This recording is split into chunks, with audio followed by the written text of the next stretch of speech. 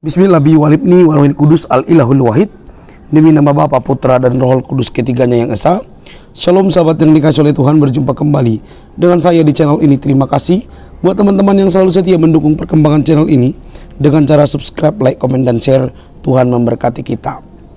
Kali ini kita akan mencerdaskan kembali dan mengingatkan supaya kita tidak terjerumus terhadap sesuatu hal yang bisa memecah belah. Dan kali ini seorang cendekiawan muslim ditanya di depan para Polri mengenai hal-hal yang terjadi yang berkaitan dengan agama, yang notabene itu bisa memperkeruh keadaan baik lintas agama ataupun sesama agama. Dan kali ini dia menjawab apa yang pernah dan mungkin dikutip dari ceramah daripada Ustadz Abdul Somad, dan dia dengan lantang bahwa dia tidak setuju karena itu sangat rawan. Bagaimana edukasinya teman-teman? Jangan skip, bagikan supaya ada banyak orang yang dicerdaskan. Mari kita lihat, ini dia videonya.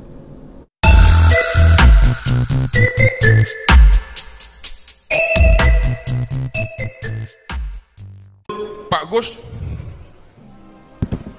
apakah ada kemungkinan konspirasi Pak, memang di era sekarang dengan yang musuh-musuh yang ada yang saya sampaikan tadi, yang memang suatu negara ataupun negara yang Bapak sebutkan tadi, Amerika, Yahudi, berkonspirasi memang ingin memecah belah Islam, itu terutama Indonesia juga Pak, dengan membuat teroris. Terus pertanyaan keduanya, sudah sejauh mana orang-orang Islam terutama yang paham akan Al-Quran Sunnah dalam rangka mengantisipasi pun langkah-langkah strategis dalam menghadapi musuh-musuh Islam tersebut yang ingin memecah belah Pak. Ini pertanyaan saya Pak. Ya. Terus yang pertanyaan yang lain Pak, terkait perkembangan agama Islam juga di Indonesia nih Pak, terutama masalah hari raya yang sangat berbeda Pak.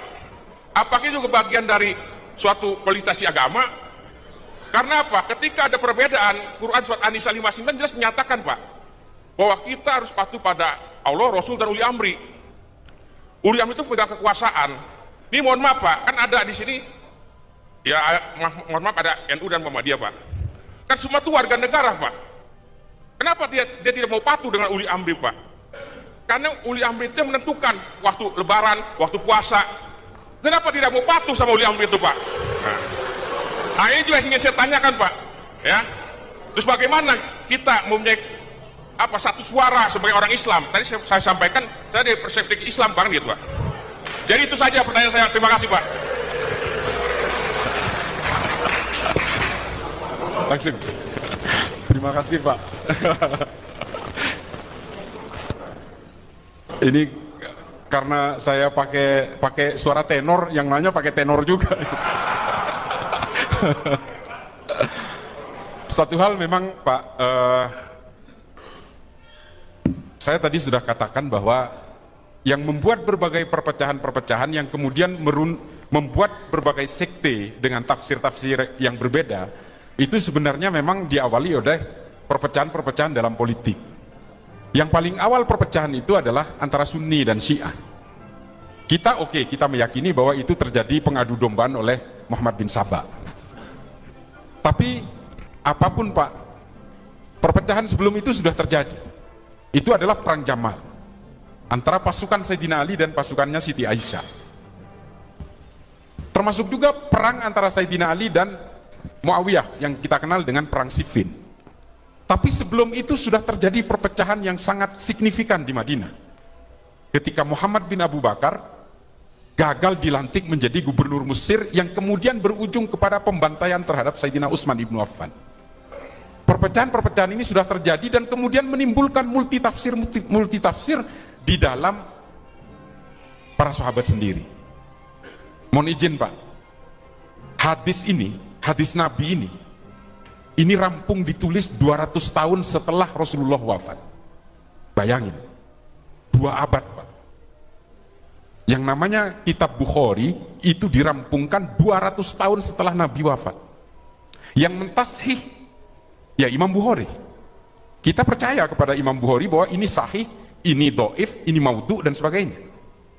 Makanya saya sering katakan, kita hari ini beragama ini terutama Islam, dan juga mungkin Kristen, Hindu, dan Buddha, bahwa kita ini sekarang beragama berdasarkan katanya. Kita semua ini, saya sering mengatakan bahwa kita semua ini bukan pemeluk agama. Kita itu hari ini pemeluk tafsir-tafsir agama.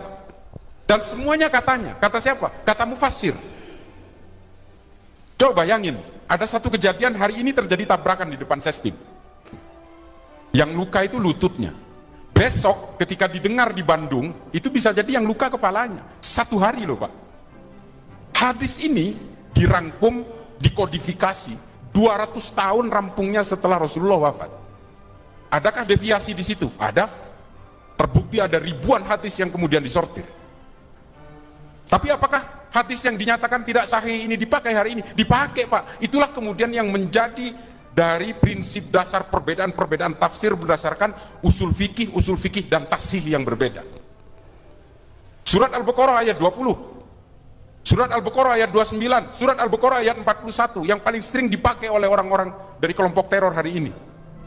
Mereka hanya menerjemahkan secara tekstual tanpa pernah tahu bahwa ini ayat turun ketika apa. Ayat ini turun ketika pasca perang Tabuk, ketika tidak ada satupun hanya sedikit pasukan Islam yang mau berperang ke Tabuk. Lalu kemudian di situ Allah marah kasarnya. Keluarlah ayat ini yang mengatakan musuh Islam itu adalah musuhnya orang-orang munafik. Angkal Yahudu ala Nasoro dan sebagainya. Karena orang-orang ini yang menolak berperang.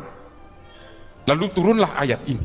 Ayat ini kalau dipakai pada masa damai seperti hari ini, selesai kita. Lalu kemudian mencetak berbagai teroris-teroris yang masih meyakini bahwa ayat ini harus dipakai kapanpun. Padahal ada asbabun nuzulnya, sejarah turunnya. Pelaku bom Astana Anyar kemarin menggunakan ayat ini sebagai pembenaran. Ketika ayat-ayat perang dipakai pada masa damai, ini yang menjadi persoalan. Makanya ketika saya protes terhadap harokah istishadiyah fatwanya Ustadz Abdus Somad, saya protes. Ustadz Abdus Somad pernah menghalalkan bom bunuh diri di Palestina yang disebut dengan harokah istishadiyah. Saya bilang jangan main-main dengan fatwa. Meskipun Ustadz Abdus Somad mengatakan bahwa ini halal dilakukan di Palestina, tidak boleh dilakukan di Indonesia karena Indonesia negara damai. Persoalannya kelompok teror tidak menganggap Indonesia ini negara damai. Ini Darul Harbi, ini daerah perang ini. Dan terbukti pelaku bom Katedral Makassar di dalam handphonenya itu ditemukan videonya Abdus Somad ketika berfatwa tentang bom bunuh diri halal sebagai harokah istishhadiyah. Saya protes, jangan main-main Pak. Jangan main-main Ustadz dengan fatwa ini.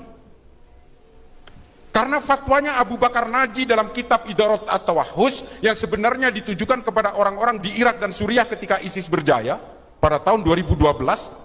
Fatwanya dikeluarkan oleh Abu Bakar Naji, seorang ulama Saudi. Fatwa itu akhirnya apa? Dipakai juga di Indonesia. Fatwa itu no boundaries, borderless bagi sebagian orang. Jangan kemudian dianggap ini hanya berlaku di Palestina, di sini tidak berlaku. Nggak bisa.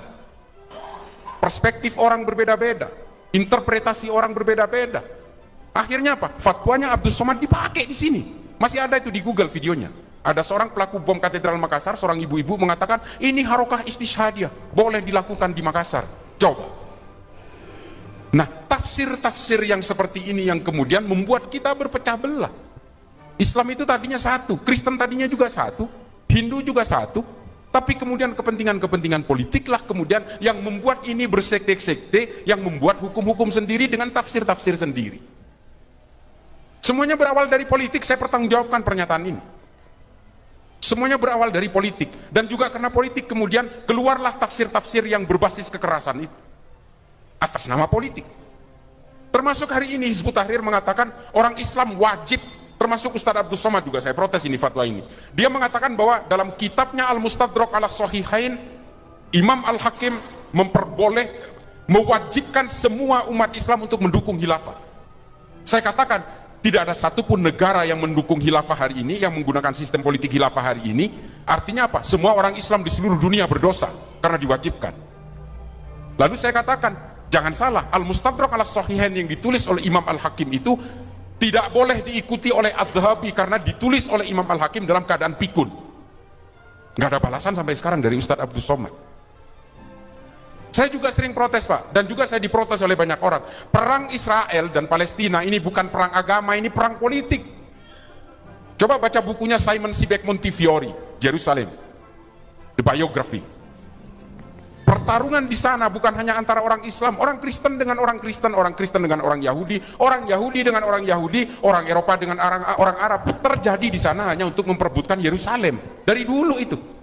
Mulai dari zamannya Titus Vespasian sampai zamannya Khalifah As-Saffah, sampai hari ini Benjamin Netanyahu, nggak pernah selesai. Memperebutkan satu kota, satu Tuhan, 3 agama, 2 ibu kota negara antara Israel dan Palestina. Kota satu Tuhan, Yerusalem ini. Kota 3 kuil, gereja di sana juga ada, masjid di sana ada, tembok ratapan juga ada di sana. Dan semua kemudian melahirkan sekte-sekte perbedaan tafsir ketika bersentuhan dengan politik. Syiah juga berbeda, Ahmadiyah juga berbeda, Hizbut Tahrir juga berbeda hari ini, Wahabi juga berbeda, Nahdlatul Ulama berbeda, Muhammadiyah berbeda. Ini semua diawali dari berbagai kepentingan-kepentingan hegemoni yang kemudian punya cita-cita untuk menghomogenisasi semua orang. Saya memang generasi Nahdien, Pak. Tapi kalau NU kemudian ingin melakukan praktek-praktek politik praktis, saya menentang paling awal. Karena berawal dari kepentingan politiklah semua pemeluk agama ini terpecah belah. Saya tadi sudah ceritakan politik yang memecah belah Kristen menjadi Katolik dan Protestan. Berbagai kelompok-kelompok di Amerika juga terjadi hari ini, kelompok evangelis, white supremacy, Ku Klux Klan, kelompok orang hitam, black Muslim dan sebagainya, berpecah belah, Pak. Black Lives Matter kemarin, ini semua bermain. Kelompok kiri juga berpecah belah, fasisme, anarkisme, komunisme. Bukan hanya dari kelompok kanan, kelompok kiri pun juga kemudian melahirkan firqah-firqah ideologi. Ada kelompok antifa, antifasis, ada juga anarki. Tujuannya sama semua, menghomogenkan semua orang dan menghegemoni wilayah. Ini kemudian yang membuat berbagai ideologi berbasis agama ini terpecah belah. Makanya berbagai teori-teori seperti ini juga ditulis oleh Elena Gruening dan juga Scott Atran, Talking to the Enemy, mengatakan bahwa basis akar dari semua gerakan teror di seluruh dunia ini ya karena politik. Perpecahan dalam agama juga karena politik. Makanya kemudian kalau politisasi agama ini terus kita tidak bisa tangani, bukan hanya agama yang terpecah belah, Pak. Enklav-enklav sosial dan intimasi sosial masyarakat juga akan hancur. 2014, 2019, orang yang bercerai gara-gara beda politik aja itu banyak, Pak, ribuan. Apalagi saling mengkafirkan sesama orang Islam, saling mengkafirkan sesama orang Kristen, banyak sekali. Suami istri bercerai gara-gara 1 milih Jokowi, 1 milih Prabowo itu banyak, 1370-an angka perceraian gara-gara politik. Coba.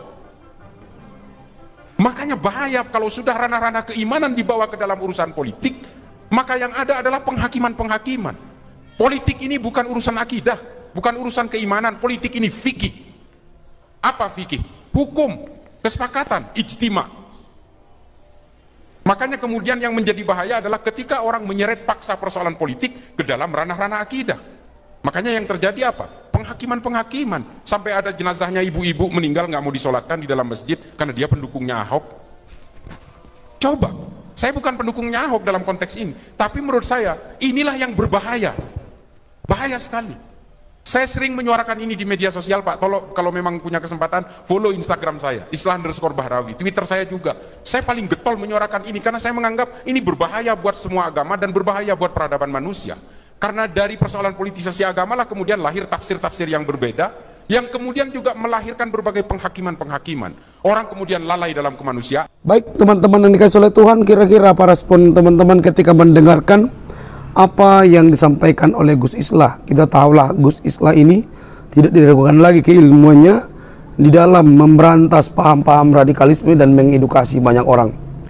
Tentu pertanyaan dari anggota polisi itu merupakan pertanyaan yang sangat begitu baik, yang harus dipahami secara luas, baik untuk menjaga keberadaan kita sebagai anak bangsa. Jangan sampai karena beda-beda tafsir, beda-beda pengertian, kita akhirnya memakai tafsir-tafsir sendiri untuk mendukung apa yang hendak kita capai. Apa yang disampaikan oleh Gus Islah merupakan pembelajaran supaya kita semakin hati-hati dalam membuat arti atau tafsiran-tafsiran yang dapat membuat di antara kita terpecah belah.